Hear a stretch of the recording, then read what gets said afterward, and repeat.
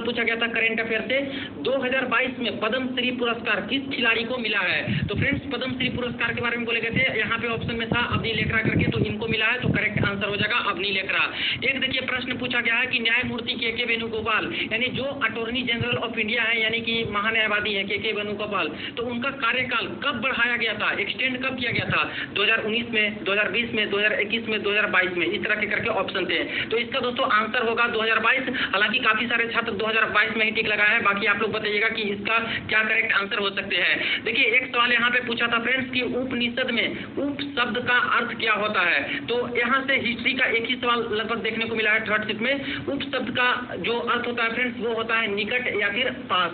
तो देखिए जो एग्जाम देके आए हैं वहाँ पे ऑप्शन में निकट या फिर पास था या फिर नहीं था, इसके अकॉर्डिंग आपको सही करना था, उप का मतलब निकट। नेक्स्ट देखिए यहाँ पे दोस्तों केमिस्ट्री से तो बहुत सारे सवाल दोस्तों यहाँ पे सिर्फ और सिर्फ केमिकल रिएक्शन से आ रहे हैं। केमिकल रिएक्शन को बैलेंस करना, केमिकल रिएक्शन को दो केमिकल रिएक्शन करने के बाद तीसरा क्या प्रोडक्ट बनेगा, डिस्प्लेसमेंट रिएक्शन कब होगा, डबल डिस्प्लेसमेंट कब हो रहे हैं, तो इस तरह के सवाल यहाँ पे काफी आ रहे हैं। तो जिनके आगे आने वाले शिफ्ट में एग्जामिनेशन है जरूर केमिकल रिएक्शन में बैलेंस करने के लिए और कुछ इंपॉर्टेंट केमिकल रिएक्शन पढ़ के ही जाइएगा। देखिए एक सवाल आया था कि A+B है और इस तरह से AgBr + KNO3 बनता है जो कि डबल डिस्प्लेसमेंट रिएक्शन हुआ है, तो A और B कौन कौन सा एलिमेंट होगा? तो 4 ऑप्शन दिया गया था। तो देखिए किस तरह का सवाल आ रहा है।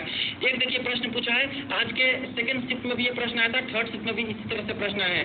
फ्लेमिंग्स का जो लेफ्ट हैंड रूल है उससे क्या मिलता है? और एक सवाल भेजा गया है कि फ्लेमिंग के जो राइट हैंड रूल है उससे क्या मिलते हैं? तो ऑप्शन कुछ इस प्रकार से था, direction of current, direction of magnetic field. तो लेफ्ट हैंड रूल होता है फ्रेंड्स, वहाँ पे डायरेक्शन ऑफ करंट हमें मिलते हैं और यहाँ पे डायरेक्शन ऑफ मैग्नेटिक फील्ड हमें यहाँ पे राइट हैंड रूल से मिलते हैं। तो इस तरह से आप लोग अच्छे से पढ़ लीजिएगा फ्रेंड्स, रिपीट होने के भी चांसेस होते हैं। आगे जो आने वाले शिफ्ट में एग्जाम होंगे second phase, third phase, fourth phase में, तो वहाँ पे कुछ क्वेश्चन रिपीट भी होंगे, इसलिए नोट्स भी बनाते जाइएगा और आप लोग ये सारे टॉपिक इससे रिलेटेड भी कवर करते जाइएगा। तो ये सारा भी पढ़ लीजिएगा आप लोग। इसके बाद देखिए प्रश्न पूछा गया था कि संविधान कब लागू हुआ था? अब इतना सिंपल नहीं था फ्रेंड्स, इसको घुमा फिरा के सवाल पूछे गए थे, तो इसका आंसर हो जाएगा 26 जनवरी को।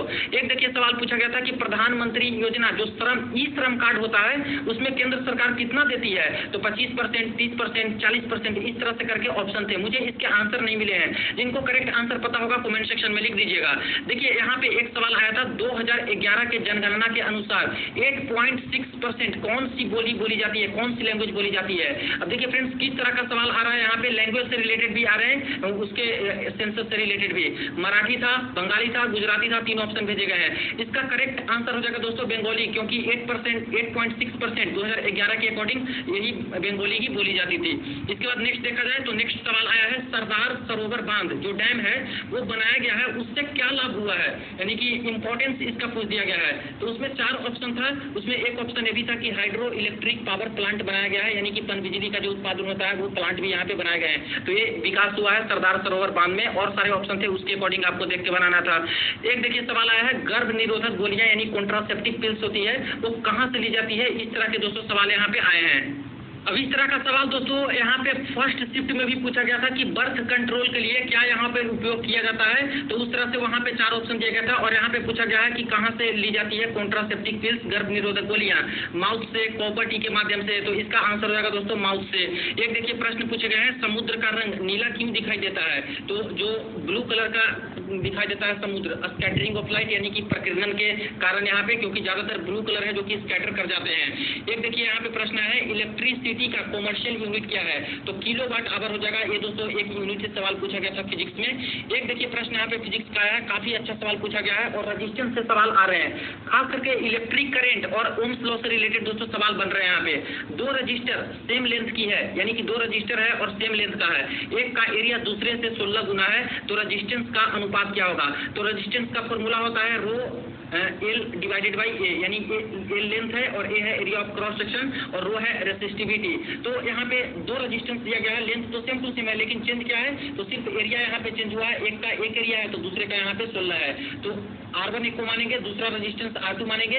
अगर इसको डिवाइड करेंगे R1 डिवाइडेड बाई R2 तो rho L divided by A1 into rho L divided by A2, तो एल से एल कट जाएगा, रो से रो यहाँ पे चला जाएगा, इसलिए A2 डिवाइडेड बाई A1 हो जाएगा। तो यहाँ पे एक को अगर 16 माने हैं तो दूसरा को दोस्तों यहाँ पे 1 मानना होगा, क्योंकि एक 16 गुना है एरिया ऑफ क्रॉस सेक्शन, तो R1 डिवाइडेड बाय R2 यहाँ पे 1/16 इस तरह से ऑप्शन दिए गए थे, तो ये करेक्ट आंसर हो जाएगा।